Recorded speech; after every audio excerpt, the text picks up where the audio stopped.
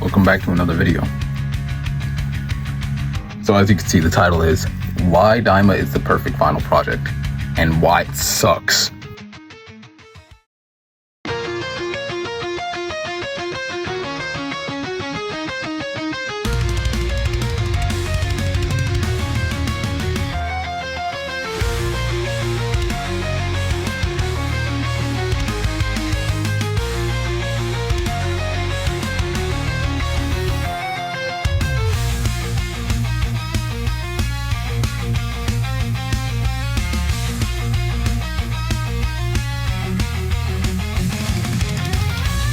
Dragon Ball has had a wild ride. What started as a martial arts adventure evolved into the greatest battle shonen of all time. But after Z, things got weird, to say the least. GT tried to take their franchise forward, but was shunned for years. In fact, I grew up watching GT. It's one of the closest animes to my heart.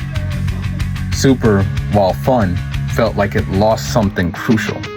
And now, we have Dragon Ball Daima, a series that somehow feels both like a return to form and a strange experimental dialogue.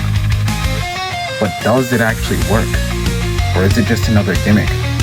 Today, we're diving deep into why Daima might be Toriyama's final project, and why it might completely suck.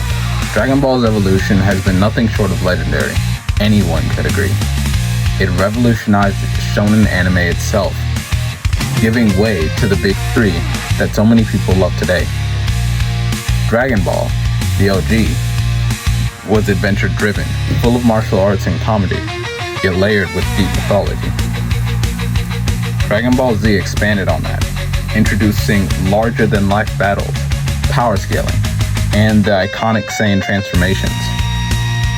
Dragon Ball GT attempted to take the series in a new direction, one that mixed adventure with high-stakes drama, but it was dismissed for years. Dragon Ball Super, on the other hand, pushed into multiversal tournaments and god-tier battles, but at the cost of meaningful character development. It's got me like, what is that? Another thing to keep in mind, we aren't exactly going over bits in the manga, and though I agree that the manga is doing much better than the show, especially in the Granola arc, I don't believe it has significant enough depth on Saiyan heritage compared to GT in any case. Dragon Ball GT might not be canon, but it has had something Dragon Ball Super severely lacked: character growth, meaningful consequences, and an actual sense of struggle. Where Super felt like an ever-escalating power fantasy, GT forced its characters to face the weight of their actions, their past, and their mortality. The stakes weren't just about who had the bigger transformation. It was about what those transformations actually meant. You can see where I'm going, right? Yeah, this video is about how GT is better than Super. But this wouldn't be a section of me ranting about how great GT is if I didn't give any evidence, because I'm not purely a biased guy. Let's start with the Super Baby arc. GT introduced a villain that wasn't just another evil warlord or ancient demon. Baby was a victim of Saiyan cruelty, a direct result of their past atrocities. He wasn't just out for destruction. He was out for revenge against the entire Saiyan race for what they did to the Tuffles, his people. Things that Saiyans did a lot back then. They conquered planets for the highest buyer. They were galactic mercenaries. This was a direct consequence of their actions. Unlike most BB villains, Baby was actually a sympathetic character. His anger wasn't unjustified, and his hatred of Saiyans had a foundation in real history. This was a villain tied directly to Saiyan heritage, forcing Goku and Vegeta to face the sins of their race, rather than just fighting for sport. When he inevitably lost to Goku, and multiple times, instead of flipping out with rage or self-righteousness like Frieza or Cell did, he was actually genuinely surprised that they exceeded his expectations, which gives him 5 stars in my book. But why is this better than Super's villains? Super's antagonists like Beerus, Zamasu, and Jiren are compelling, but they're often disconnected from the personal struggles of the main cast. Beerus was a neutral god. Goku Black was an alternate universe Zamasu with a convoluted goal, and Jiren was just the strongest guy in the room, with a tragic backstory that had no connection to Goku's. It's not like that is inherently a bad thing, but it lacks the character depth that GT provided with its villains. GT, on the other hand, gave us a villain with a direct grudge against the Saiyans, making Baby's takeover of Vegeta feel much more personal. Because Baby didn't just fight Goku, he took over Vegeta's body, forcing a battle where Goku had to fight his closest rival while he was possessed. Now, these villains weren't all the best. I'm looking at you, Super 17. But Baby really hit as one of the better villains in the entirety of Dragon Ball history. It wasn't just a contest of strength, it was a psychological and emotional war where Goku had to figure out how to defeat an enemy without killing his best friend. Not only that, but Baby faced major character development. Near the end, he became the very thing that he hated, the same ape that represented the pain and suffering that destroyed his entire civilization. Now we cut to the iconic transformation of Super Saiyan 4, the thing that pretty much everybody loved about GT. One of the biggest criticisms of Dragon Ball Super is how transformations feel like arbitrary power-ups rather than earned moments of character growth. Goku going Ultra Instinct was cool, but he achieved it in the middle of a tournament with no real build-up, making it feel like a convenient game mechanic rather than a true transformation. And this isn't really good from a writing perspective, as a writer myself, and as somebody who studies writing in his free time. In contrast, Super Saiyan 4 was the culmination of everything Saiyan. Goku had to tame his primal Ozaru form, regain control of himself, and reach a state that combined his Saiyan instincts with human rationality. He didn't just scream and ascend. He had to go through an internal transformation, embracing his origins while still maintaining his own will. But compare this to Dragon Ball Super power-ups. Super Saiyan God was achieved through a ritual. Blue was just a training result and had no wins after that. And Ultra Instinct was a last-minute dodge mechanic that turned into a transformation. Now don't get me wrong, all of these are hype, but after each new transformation came, it seemed to just outshine the other ones so much more. Super Saiyan 4 actually reflected the Saiyan identity, while Ultra Instinct was essentially just fast dodging mode to do disservice to the form. Sorry Ultra Instinct fans, me included, but I have to put my feelings aside for this video, so that's what I'm going to do. Super Saiyan 4 was the hardest earned transformation in the series. It required Goku to completely lose control before he could master it. Grandpa, don't you remember what happened? You turned into a giant gorilla and started smashing everything around you, even me. It wasn't just a color swap or an aura change. It was a total shift in philosophy, bringing Goku closer to his primal Saiyan nature while still maintaining his heart. Now we move on to my favorite aspect of GT, apart from the character development that made it so compelling to watch, focusing on characters like Pan and Trunks and their evolution. Pan specifically on self-discovery and how she wanted to become an adult, something that I struggled with for a long time. I felt like I had to become an adult sooner than I should have, and I was still discovering what being an adult meant. But my favorite part of GT is the Shadow Dragons, which is a perfect deconstruction of the Dragon Ball system. The Shadow Dragon arc is one of the most unique concepts in Dragon Ball history, hands down. Rather than introducing yet another overpowered villain from space, GT introduced antagonists that were born from the very thing that defined Dragon Ball, the Dragon Balls themselves. Every wish that was ever made, every resurrection, every time the Dragon Balls were used irresponsibly, it had a consequence. Compared to Dragon Ball Super, where the Dragon Balls are used constantly with little to no consequences. Wishes are granted, universes are revived, and characters are resurrected as if death has no weight, which really shrank the effect of seeing anybody die in Super. And this obviously is better than Super's treatment of power and consequence, because GT finally addressed the fact that the heroes had been abusing the Dragon Balls for years, making them a core part of the final conflict.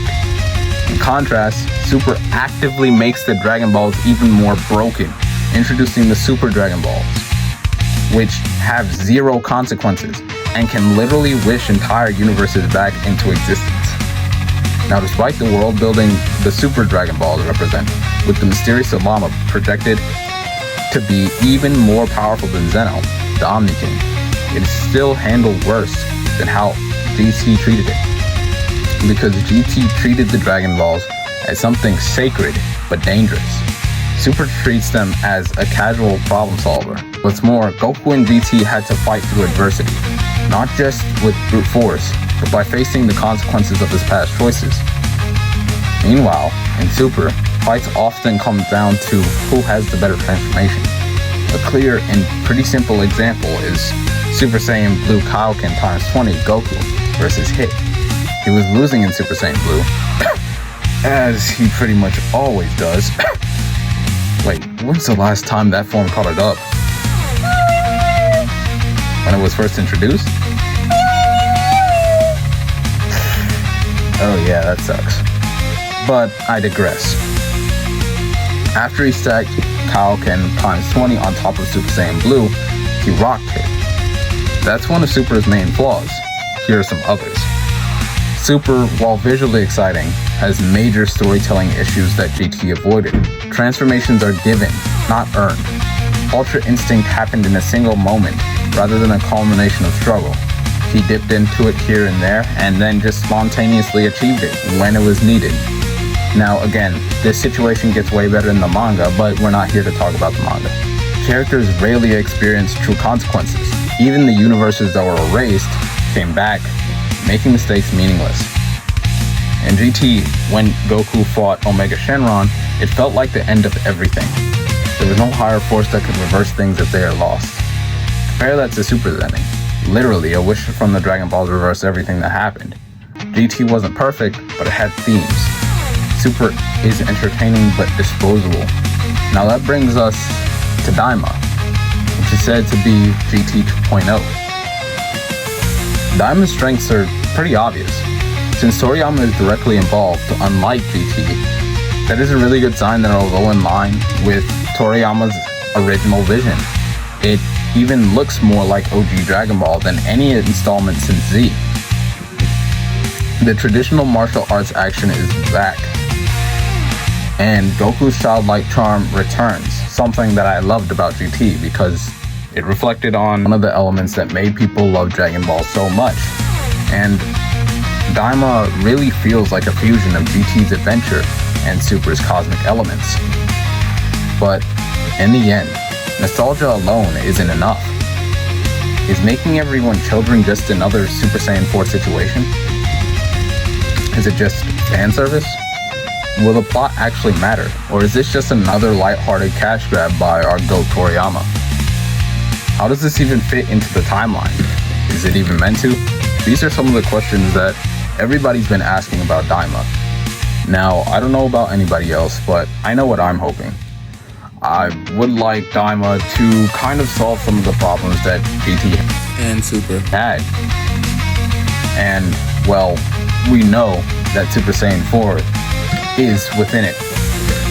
It just leaves me wondering whether Daima will have a second season or if it will leave things as it is, because I'm not necessarily satisfied with the ending, but, you know, I might just be hating, that might just be me.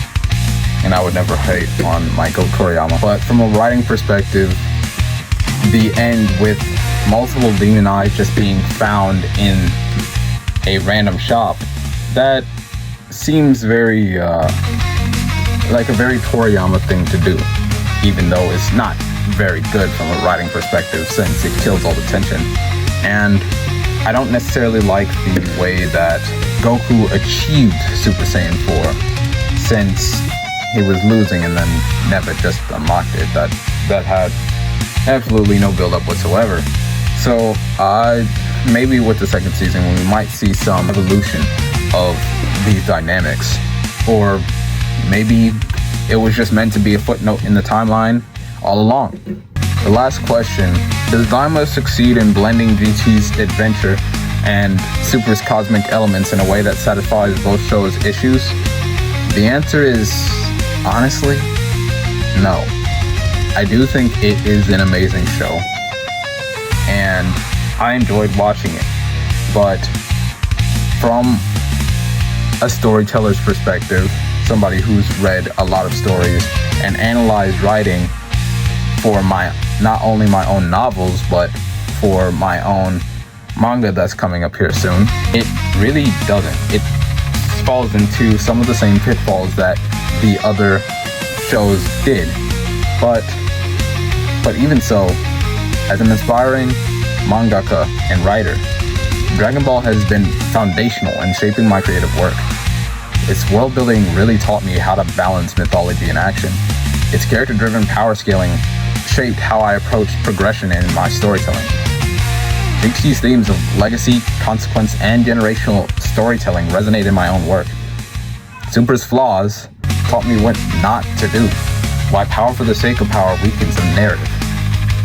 Daima represents a return to the essence of storytelling, something I strive for in my own work. But I guess we'll all wait to see. Will it actually deliver? Is Daima the perfect final project? Daima is a love letter to the past. That is undeniable. But is it a meaningful epilogue or just another nostalgia trip? Maybe if we get a season 2, it could truly embrace the character-driven storytelling that we need. It could be a signaling of a new era of Dragon Ball storytelling. But if it's just another gimmick, then it might just be another footnote in the franchise. Or it might be something else entirely. Maybe it is a setup for future arcs of Super. In fact, I've really enjoyed reading them now, so I can't wait to see what it brings. But that's all for this video. Do you think Daima will be a worthy send-off, or is Dragon Ball just refusing to end? Let's talk in the comments.